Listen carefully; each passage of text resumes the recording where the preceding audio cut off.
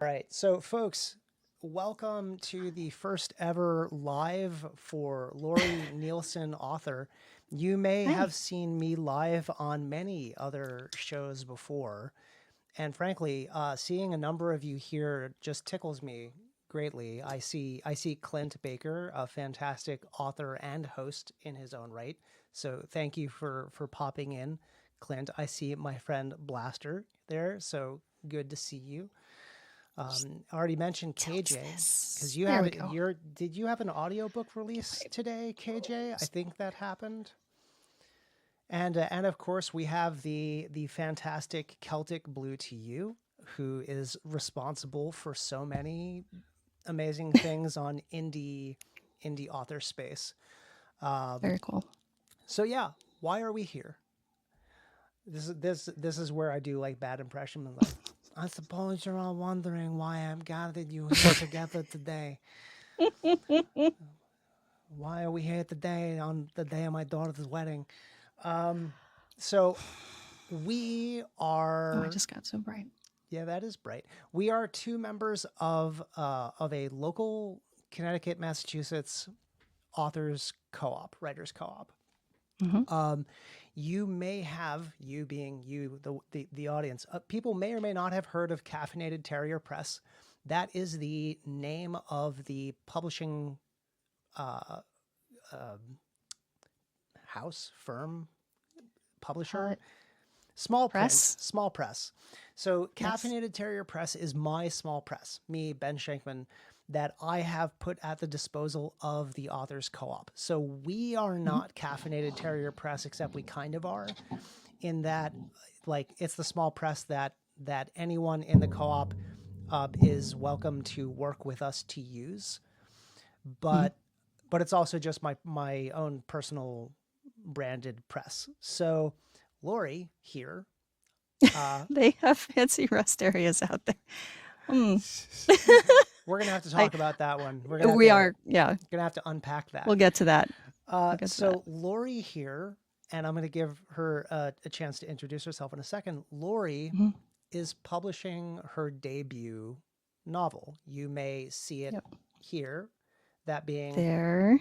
With the down bunny on it. down the rabbit hole, Liminal Spaces, book one. I left my copy in the other room. That's I figured I'm not I getting up. I Yeah. would have Thank these you. here. So we're here today to take up air and to talk about our upcoming releases. This is Laurie's Hmm. debut, and this is Yay. not my debut, but I also have we have our books coming out within 3 days of each other. I Hmm. believe mine is on October 27th, and I think you chose Hmm. the 30th. I did. Yeah. Yep, yep. Halloween Eve. Halloween. If it can portmanteau, Oh, I will thank you. portmanteau it. So I'm really excited about it too. that being Thank you. said, Laurie, introduce yourself and then tell everyone a little bit about your book. Okay. Hi, I'm Laurie. I don't, every fact about myself flies out of my head when I have to talk about myself. My name's Laurie. I live in Connecticut on the coast. I wrote a largely autobiographical book, about someone who's a fairy and has magic and knows when people are going to die. Um, I don't know. We went to school together. I met Ben. I'll talk about myself in relation to Ben. Um, I met Ben when we were going to school at Southern Connecticut State University back in 1999. So we've been friends for a very long time. Um, I'm married. I have a couple cats. I live in a very very tiny apartment in a lovely beach community. I went to art school and I worked as a photographer, a catalog photographer for a really long time, graphic designer. Um, I have a portfolio. If you go to my profile and look at my what is it called? Link tree. I've got a lot of links. I have t-shirts. This is backwards, but it says trauma stay. The damage in me salutes the damage in you. And it's one of my favorite designs that I've made of t-shirts. I got a bunch of t-shirts. I do all sorts. I have way too many hobbies, is basically how I ended up writing a book. is I have so many hobbies, too many for the amount of time that I have. And and apparently I write a stellar retelling. I used a lot of elements from my own life to write this really weird book that I absolutely love, and there's more story coming.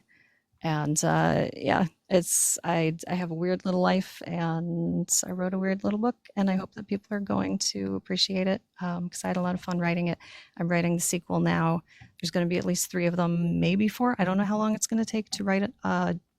You know, the whole story, but I do have a whole story, and I'm not going to pull a George R. R. Martin. I am going to finish the series. So yeah, If that's there's one thing that I feel like indie authors are more likely to do than traditionally published authors, it is actually finish their series, mm. for any number of reasons.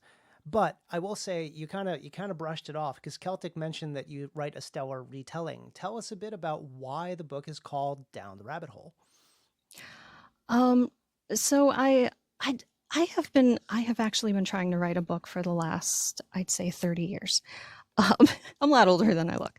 And I had these little ideas here and there, and nothing really ever stuck. But I have always been absolutely fascinated with Alice in Wonderland specifically, and actually with a lot of different fantasy stories. And I had this idea of like, what if I wrote a series where each book is inspired by a different story in the fantasy genre? So the first book is inspired by Alice in Wonderland. So it's not a retelling of the Alice in Wonderland story. The main character is named Alice. The person that she meets that teaches her about the world that she doesn't know she belongs to is a rabbit puka. Um, and she kind of at one point does go into a portal that's like a rabbit hole that takes her into it's a goblin market, and it's all of this like this fairy stuff. She finds out she's part fairy, and that kind of brings her into this world. But it's not a completely literal retelling. It's like there's a guy named Matt who makes hats, so he's the Mad Hatter. There's a character who's very, very based on Ben, who is the caterpillar kind of character, who vapes a lot. I'm sorry, I made you know a guy who vapes. I'm so sorry, but I'm gonna go get a fedora from next door, and you're gonna be so sad. no. Um, but like he helps teach her about some Norse mythology, which ends up tying into things that she helps her like discover. It's all about self discovery and coping with death. But it's like that. Like it's not the Alice in Wonderland story. It is inspired by Alice in Wonderland. And right now I'm writing the follow up, which is called Underground, and that one is inspired by Labyrinth. So there's a bunch of stuff. There is a naked David Bowie statue in the first book that kind of sets up some stuff for the second book. So the second book's based on Labyrinth. The third book is going to be based on Wizard of Oz. And if the story needs to continue from there, it might kind of touch on King Arthur and Camelot and all of that stuff. So every book is going to be inspired by a different story in the fantasy genre. So that's why it's Down the Rabbit Hole. Fantastic. Now, maybe even more important than why is it called Down the rabbit hole. Rabbit.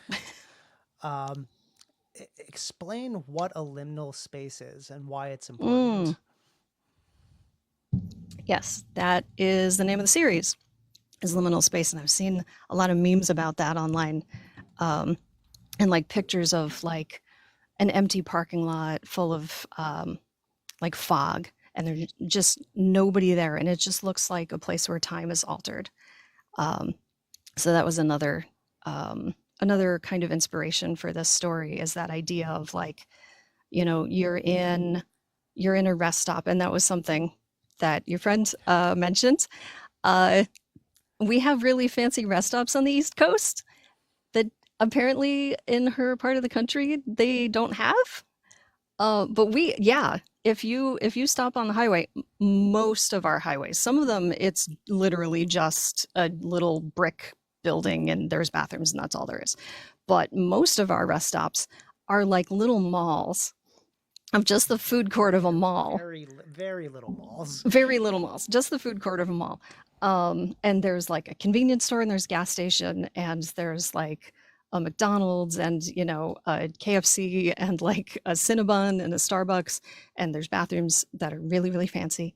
But it's just like I've been there on a road trip where I ended up having to drive like in the middle of the night and you're there at like 1 o'clock in the morning and there is no one and it's just empty and it's just the sound of the music playing and it kind of echoes because there's no one else there and there's like one person working in one of the restaurants that's still open and it's just this eerie sort of like you expect any moment to turn a corner and just find like a portal to another world and that is the place. That's the rabbit hole that she goes through to get to the Goblin Market, and it's one of those liminal spaces, and it's just that idea of like you go somewhere that's weird, and that's how you get into the land of fairy, and there's going to be a bunch of them. Yeah, in the story. And speaking of the land of fairy, so we all know that fairy. There comes with rattlesnakes. Oh my god! Yeah, no. so Celtic. We don't have those here. I know at least what region Celtic is in, and she's not messing around. Like it definitely does. Oh my god! That's awful. But yeah, I mean, I think it's like some people would probably consider any rest stop that has like a Dunkin' Donuts in it to be like fancy enough. Which like 95% of our rest stops have a commercial coffee kitchen of some kind. I love Dunkin'. Well, that's because we are from and in the Northeast, so we are contractually obligated to like Dunkin'. I live in Massachusetts now. I am even more contractually obligated to like Dunks, as I think I have to call it now. But back to the Dunks, yeah. Back to the Dunks. whole fairy thing. So we all know that fairy mythos, fairy mythology, fairy retellings are super popular right now in a lot of different ways. And I will say that like a lot of it is tied into the romantasy genre. So why don't you help people understand a little bit about like what's the genre and what kind of things might you expect in the book, just so that people don't pick your book up and think that there's going to be like fairies ripping each other's bodices off or something. Okay, so that's not in here. I myself am asexual. So there's not going to be sex. If you're looking for porn, it's not going to be in these books. And so just live with that disappointment right now. Embody it, take it in, realize no sex. There isn't any. My main character is asexual as well. She's basically me. Younger, like by 15 years younger. But yeah. So there isn't sex, but it's about understanding death. It's about understanding who you are. It has the fantasy part of like, exploring a new world, seeing interesting creatures. There is an ace pride thing. Oh, that's amazing. Wonderful. Yeah, I don't see asexuality represented enough in media. I've seen it on 2 TV shows. I saw it on a show called Sirens, which was about paramedics, and it was amazing. And I saw it on Legends of Tomorrow. There was an asexual character, and both times, actually, I don't think the one on Sirens made me cry, but on Legends of Tomorrow, I cried my eyes out when I found out that one of the characters was asexual. So that's part of it. She definitely gets like little crushes on other characters, especially cute girls, because that's me too. Everywhere I go, I'm like, oh, she's so cute. But it's not like there's not going to be bodice ripping. There's not going to be necessarily falling in love. But it's about self-acceptance, and it's about learning who you are and accepting all the parts of you, and discovering that when you're like an adult, when you're in your 30s, because she's 33 in the first book, and probably at the pace at which the story's going to move, will probably be 33 for the entire series, because I think it's all going to happen over one summer. So yeah, is that the genre? I don't know. It's modern day, but it's not this world. It's like this world, but with fairies in it. Yeah, let me help out a little bit. So it's Thank you. I was thankful enough to be a beta reader, giving maybe a Yes. little more alpha feedback than Hmm. expected. But No, I need it. It's my first book. it's a great book. And it is a contemporary or urban fantasy based Hmm. in southern to southwest Southwestern. Connecticut. And it is a Yeah. journey of self discovery and grief, Hmm. um, with characters loosely inspired by Alice in Wonderland and other fairy things. So yeah, so urban Hmm. or contemporary fantasy is probably Hmm. the it would be the genre it's in.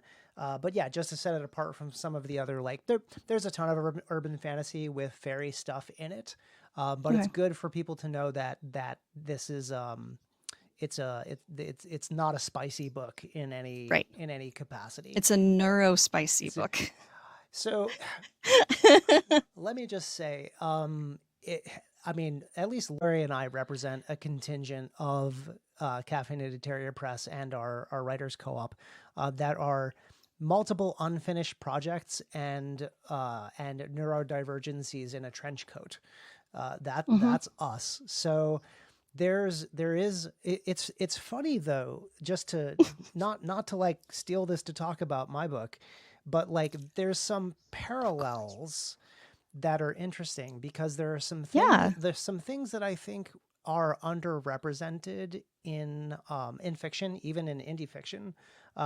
There's been kind of a focus on uh, having more neurodivergent representation, that being Hmm. ADHD, OCD, ASD, so autism spectrum disorder, and I'd other rather I'd rather leave the D out of that. I don't consider it a disorder. But I A, think there's a lot of parallels AS. between our books. There are, and it's These two. kind of funny because we both have 30 something MCs. Hmm.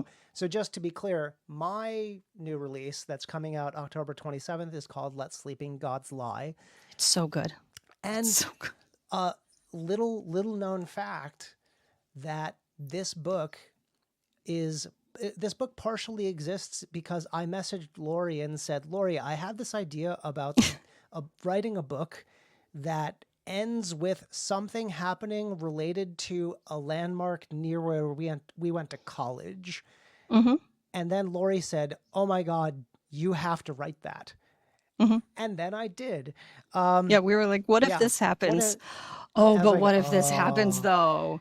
So Oh, let's yeah. Let Sleeping Gods Lie is the story of Corbin Pierce, a Hmm. 30 something he's a doctor of, I don't know if I specify Was it whether he's, anthropology? I think he's more anthropology than archaeology, but a lot of the field mixes. He's got a very Yeah. Indiana Jones Yeah. feeling. So the way that I describe the book, if I have to like make a comp logline monstrosity, is it's Harry Dresden meets Indiana Jones in Lee Hmm. Bardugo's ninth house, but works for Greenpeace. Um, Mm-hmm. so yeah, it's basically a former Ivy League student come community college professor who's dedicated a lot of his life to preserving the spirit world, flora and fauna of the area that he lives in, which is New Haven, Connecticut, which is where Laurie and I went to college. Yeah. And yeah, so Corbin is a 30 something MC. I think, again, you can't really call 30 something people middle aged unless we're like going No. way back when life expectancy was like 70. But yeah, these are mature Hmm. MCs, which is very different than a lot of the standard uh, late late teens, early 20s MCs. So Yeah. our MCs have both been around the block a little bit. Um, Hmm. Mine isn't based on fairy lore, but has indigenous uh, spiritual pieces represented. Hmm. So again, like a lot of fairy lore is native of where it came from, which ironically my book does touch on, at least to talk about the fact it's kind of American gods ish in that Mm. the colonizers brought their magic with them. So the idea in Let Sleeping Gods Lie is that the indigenous spirit world life is being pushed to the outskirts by urbanization, where the basically invasive creatures that were brought with colonization and urbanization are setting up shop. So, sorry, I have to pause because Hi, Cat. my partner Kat, who's Papa's right hand ghoul in chat, uh, which by the way, just to jump off real quick, Kat is an and I'm going to say this, and you're not allowed to leave chat just because I call you out. So, Kat is an excellent audiobook narrator in their own right and has narrated a large chunk of my second audiobook, which is for my first series. And we are going to be working on recording book 3, of which they also have a good chunk. So hi Kat, thanks for joining. So yeah, what are other similarities between our books? I think, well, Both they take both place take in. place in coastal Connecticut, Yep. in cities in coastal Connecticut, and they both involve like things that our characters can see that ordinary people don't see Mm-hmm. just around them, you know, like these kind of like, I don't know, you see like spiritual, you see spiritual creatures, mine sees like fey Mm-hmm. things and fey aspects of people. Um, so it's very similar. And we kind of, I guess, I'm not going to say that I have an animal guide in mind because Jay is a person with animal traits. But I do pick up an animal that, and Oh he comes along for the second book. And yeah, no, wait, it's not really a spoiler. It's Alice gets a cat. my book doesn't have a You have cat. it. Corbin has a Corbin raccoon has the though. raccoon. Yeah, so I love him so much. and you know what? I talk about this in the book, and it's one of the annoying things about settlers that I learned. So I did a lot of research when it came to this book because Mm. the myth that the crux of the book is based on is the legend of the sleeping giant, which is You scratch. yeah, which is an Algonquin a Quinnipiac myth, and the Mm-hmm. Quinnipiac I say were in that like they're not organized at all at this point. Um, there are some extant members of the That just sounds Quinnipiac like you're tribe, throwing shade. but well, is it? I said it just sounds like you're throwing shade. They're around. They're just not No, I organized. mean Everything's in piles. look. It's hard. I haven't really wanted to just say like the most outspoken current members of the Quinnipiac tribe. A couple of them are in prison, so it's hard to reach them. Oh gosh. So Okay. like it's Yeah. complicated. Um, Mm-hmm. so but the Quinnipiac were never recognized by the state of Connecticut, so they are not a recognized tribe. So there's a lot of Yeah. stuff going on there, but there's other currently organized and vocal other Algonquin and other tribes. So there's the Golden Hill Poggusets that are in Trumbull, Connecticut, and I had the pleasure of corresponding with Clan Mother Shoran Piper of the Nice. Golden Hill Poggusets to get feedback on the story. She actually was an early reader of mine. Mm. I will say she had nothing negative to say, and the only thing that she left me with was, I can't make everyone happy, so don't try." Yeah. But yeah, so I was going on a real tangent. So one of the things that I learned when I was researching uh, the Algonquin language is I needed to find the word for raccoon because you meet the raccoon in the first chapter, so no spoilers. There's a raccoon. He becomes pivotal to the plot. Mm-hmm. Yes, he does.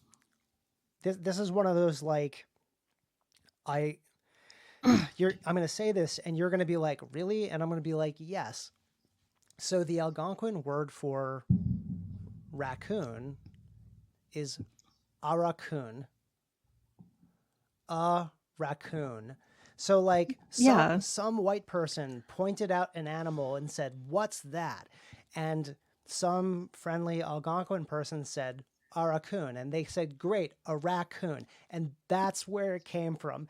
And I'm like, "You've got to be kidding me." Um, so yeah, Well, yeah. it. Well, that's like Yucatan and Cajun. Like, there's a lot of things that exist like that. Yep. So yeah, just Um, tiny bit of the research that went into the book is just finding out how silly people are in not understanding things. But either way, there is a fantastic cute raccoon. So yes, you have a cat. There's a cat and anthropomorphic slash fey people in your mhm, book. There's yes. there's a raccoon who is not anthropomorphized but has very human expressions. He's a very expressive raccoon, even if he can't talk. Hmm. Yeah. Okay, so one thing that I kind of want to talk about because I know why I do this, and I know somewhat some of why you did this, but Hmm. we are most of us in our co-op. Most of us are independent authors, in that we self-publish. Some of us are hybrid in that we've, at least one of our number has both self-published projects and has moved on to working with an agent and a publisher. But I would love to know, Laurie, and I think everyone here would love to know, why did you choose to self-publish down the rabbit hole instead of beating your head against the wall repeatedly for an extended period of time? Because I talked to you about it and you described it like that. Like right off the bat, you basically said don't try. Like it's an uphill battle and traditional publishing is kind of a mess right now and it's really difficult. And I mean, also a big part of it is having already dealt with the absolute nightmare that was last year for me. I did not want to go through that again with trying to get published. So, um, very end of 2023, I lost my career, which sucked really hardcore. When I mentioned that I used to be a catalog photographer, I did that for 20 years. I very shortly after I graduated from college, I ended up working for an amazing company founded by an ex-teacher, and it was I had gotten my degree in teaching. I did student teaching. I was going to be an art teacher. There are not a lot of positions open for art teachers in Connecticut. There weren't, at least when I was trying. And but I ended up at this really amazing company that we sold toys that teach science, and I ended up as their graphic designer and their catalog photographer. I was with them for 20 years. And at the end of 2023, all of a sudden, I got called into a meeting. I was working remotely. I got called into a meeting by my boss, and she was like, "Okay, so I don't know how to tell you this except to say it straight out. I sold the company to our competitor, and at the end of this month, we will not exist anymore, and your job's going away." And I spent most of 2024 looking for a job. It took until September. I now have a job and I do telephone customer service from this chair, and I'm good at it. That was also part of what I did at that last company, so I'm great at it. I'm amazingly good at customer facing roles, which is weird because I don't consider myself a people person.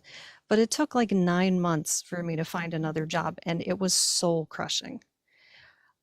So when I finally finished this book after a year and a half of writing it, a lot of that time spent while looking for a job and pulling my hair out over it, I just didn't want to go through anything like that again, trying to find a publisher to publish the book.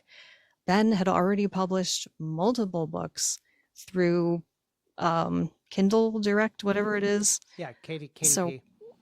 So I was like, I'll just do that. I don't really care about making a whole bunch of money on it. I'm not looking for fame and glory. I just want to get my story out there. If just a few dozen people read it and appreciate it, I'll be happy. I don't need, accolades. I don't need it made into a movie. I don't need any of that. I just want several people to enjoy it. I don't need more than that. If just a few people, a few of my followers on TikTok, if I can get a few people here and there. I got some friends on Tumblr who've, I've written some short stories, we'll call them, that I'm never ever going to tell you what they are and where to find them. Uh, they like my writing and they said, if you ever write a book, let us know. So I did, and I'm letting them know. And they're like, all right, we'll read your book. Okay, great. That that's enough. I don't need to find a traditional publisher. I will say, That's just why. in my own defense, I didn't say don't do that. I think what I said was, how much do you like rejection? And then And after after a that, year of it, I don't. yeah. I don't. I don't like it. So for anyone who's watching this right now that isn't aware, one of the grossest trends in traditional publishing that I've seen lately, besides publishers cashing in on fanfic, um, the What? we can talk about that.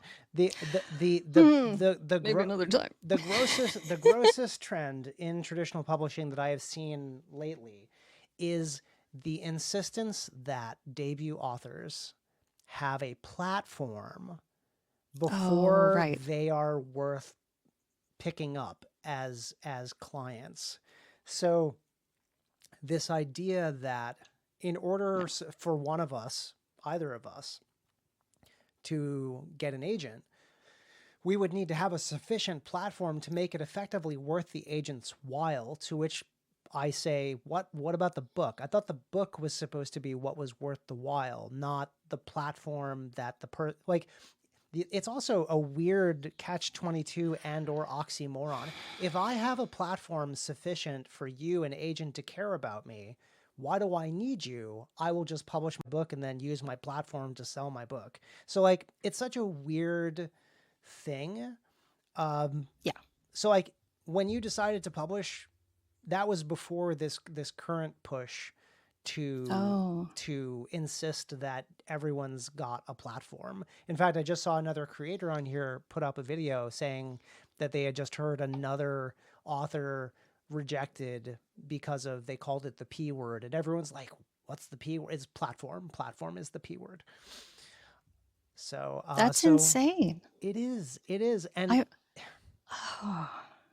I mean, okay, I have one of my Tumblrs has a fair amount of followers, but I hardly ever update it because it's Nerds Against Humanity mhm. has like close to 5,000 followers. I don't think that's a platform. Not on Tumblr. I don't No one knows how many followers anyone has on Tumblr because that's the great thing about Tumblr is that part's private.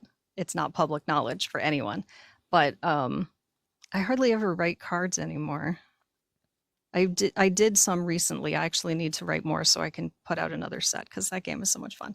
But I did a version of Cards Against Humanity that was for nerds, and it was Nerds Against Humanity, and I have like 4 sets of 234 cards. They're out there. There's a link in my link tree. Go to Linktree. There's a link to the Tumblr for that. Um, and yeah, there's a lot of cards because I started years ago. But yeah, I don't have a platform. I'm not going to become an influencer. Look, this is not an influencer face. This is not an influencer body. I'm not going to influence anybody. I don't have the time. I think you're number one. Besides the fact that you're selling yourself short, I understand that that's not what you want, and Yeah, I no. respect that. I mean, again, also, and like people would argue with me somewhat, I guess, but like this is also not an influencer viz.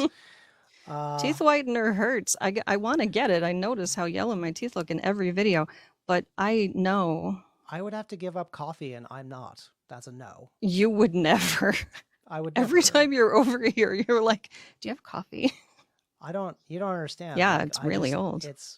I don't care. I'm a connoisseur, not a snob. I will drink diner swill as Oh, needed. my coffee is so old. I never drink it. I need to replace it. It's very old. Some comments were filtered to protect the community's experience. I need to know. Oh no. I Who mean, said what? can I even? I don't think I can see those. Maybe I I want can to see later. them. Usually it's people being at least vaguely inappropriate, so it's fine. Oh, It's fine. I also I want sometimes it's just like it's their overly aggressive word censoring. if you want to swear, pretend it's a good place and say like bench. Yes. Well, yeah, And it's like what were the um unaliving. If I hear one more mm, person say Shmivaway, I'm going to unalive myself.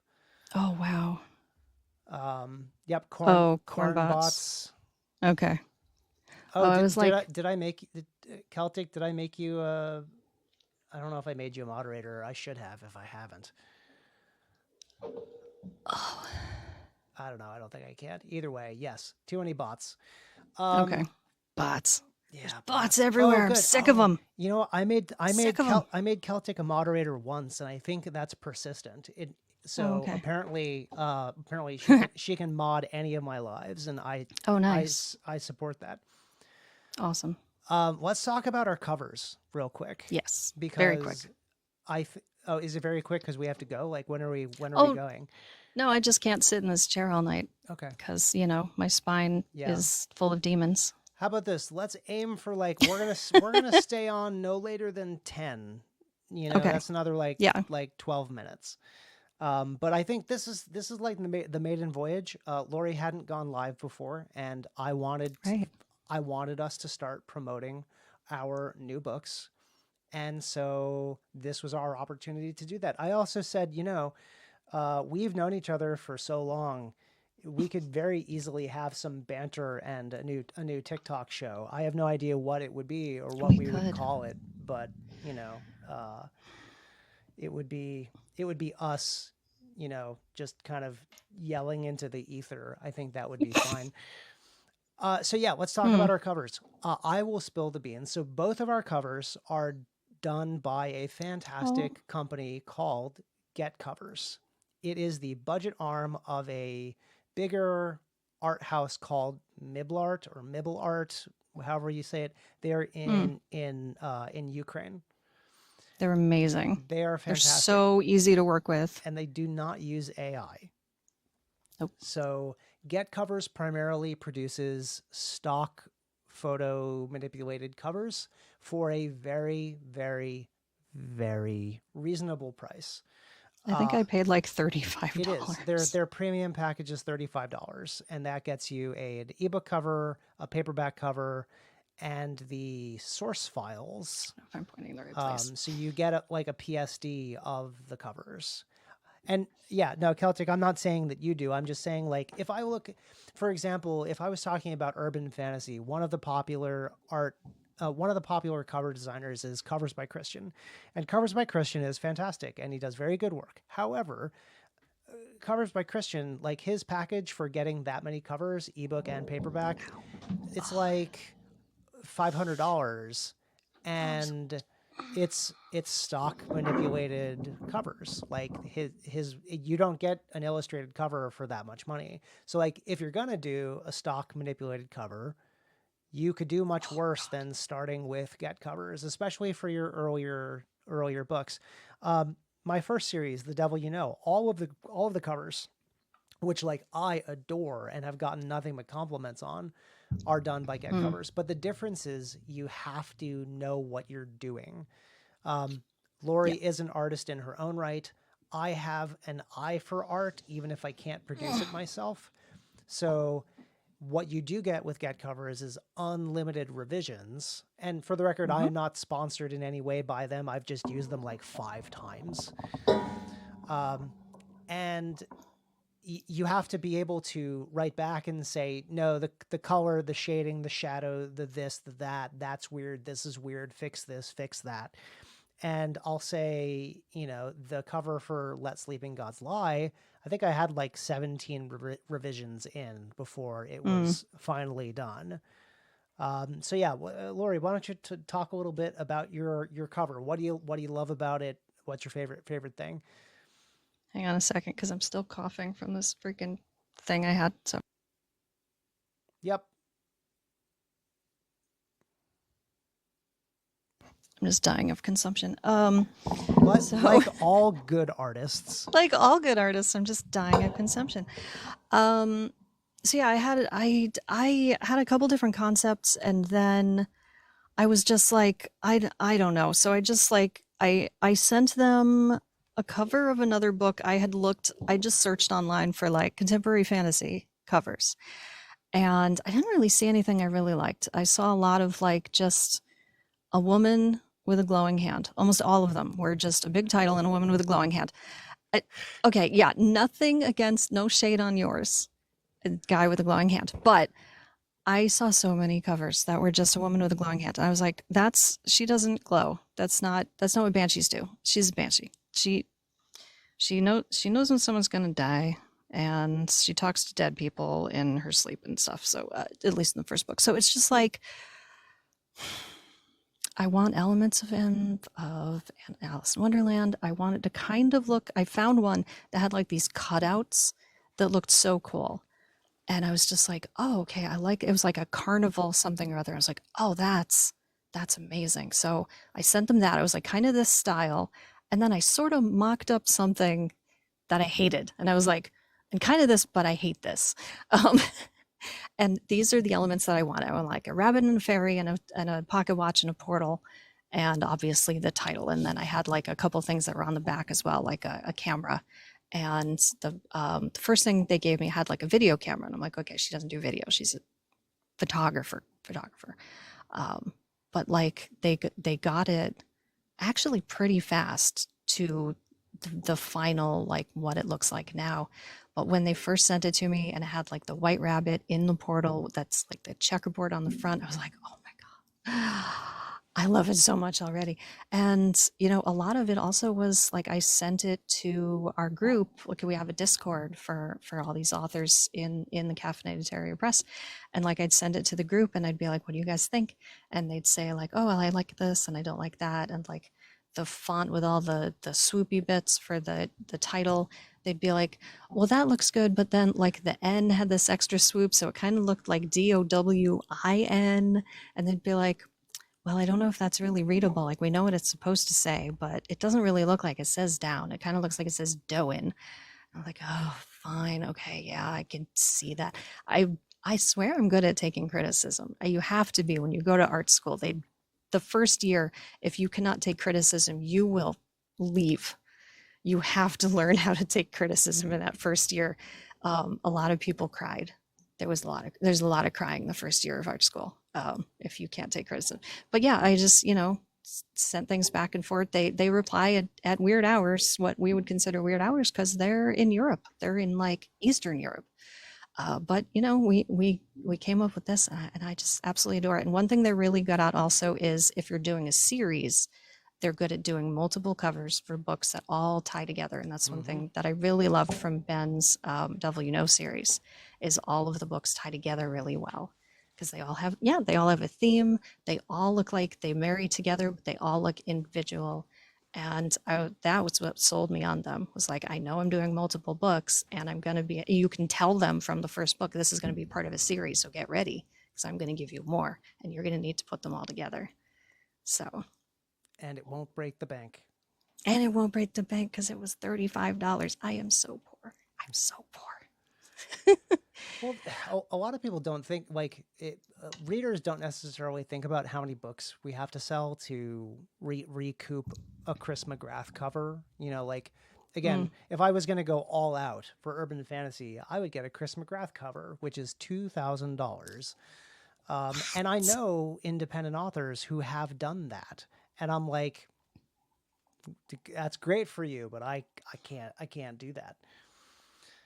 I Um, honestly thought I could do it myself at first, because I'm like, I'm an artist, and I did a lot of my own proofreading, but I did also get a lot of help from a couple of you who did beta reading. So I was like, oh, well, I'm doing my own proofreading, yeah, because I'm poor, because I'm not going to shell out any money to get someone to really do it. And I swear it is not full of typos. I am really good at it. My other career option was English teacher, so I've Yeah, proofread all of Ben's books. Laurie, in fact, has proofread this book and also proofread my next upcoming book that is not going to be published for a good few months. But that I keep commenting on other people's posts whenever they have like, what book are you reading right now? Well, I just proofread this and it's amazing. I can't wait till you can read it because, oh my God, my brother's keeper. Oh, Yeah, yeah, we should come back on and do another one of these to we're talk gonna about we're like gonna do more. Yeah, our upcoming stuff because we need to make this an ongoing thing. yeah, I'm all about it. We just need to like come up with a name. Yes, What do we we call can. this? We'll talk about it this weekend Yeah, yeah, and on chat. we're gonna do like a proof of life TikTok, not like a live, but just like do a TikTok where we both have our phones out and like we're both Yeah, recording a TikTok of us together to show you that no, really, we have actually known each other for hmm years, mumble cough years. Yep. mumbly cough years. Yes. So yeah, And Lori, we your literally talk every day. yeah your book again. Your book comes out October 30th. Yes. And your pre-orders are available if people go Pre-orders to are available now. your Incan IO, whatever, you know, your they'll find your site and then can Mm-hmm. find their way to your pre-order. Same for me. Let Sleeping Gods Lie Mm-hmm. comes out on the 27th. Pre-orders have been up and are available, but it goes live on the 27th. Currently is getting rave reviews from my ARC readers, so you know, go pick up both. I think both ebooks are priced at $3.99. Yes. So how could you go wrong? Yeah. So That's a good note to wrap it up with. we're just gonna wrap it up with how can you go wrong? You just How can't. can you go How wrong? just buy They're both. they're good books. They go together, I Yeah, think, really well. Read them both. both is good. Get both. Both is good. Learn about different parts of Connecticut. Yeah. Yes. Yeah, learn Yeah, about there's New some Haven and Fairfield County. Bridgeport specifically, Hmm. The Black Rock neighborhood of Bridgeport. Hmm. And read about all the food that you're Yes, gonna restaurants that don't exist. but kind of exist. If you follow my TikTok, you'll see I'll do video of the places that do exist. And then you'll want to come here and eat the food, Yeah, specifically the ice cream. I'm old enough that now my books start featuring restaurants that used to exist, and I don't know how I feel Hmm. about that. I think it's okay because no one is left to sue us Yeah, when we do that. yeah, I don't know. I don't know.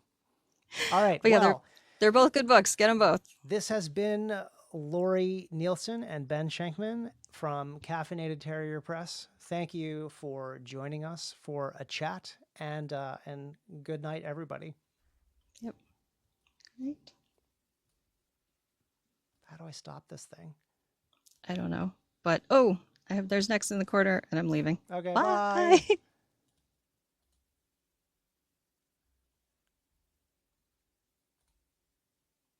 Good night, everybody.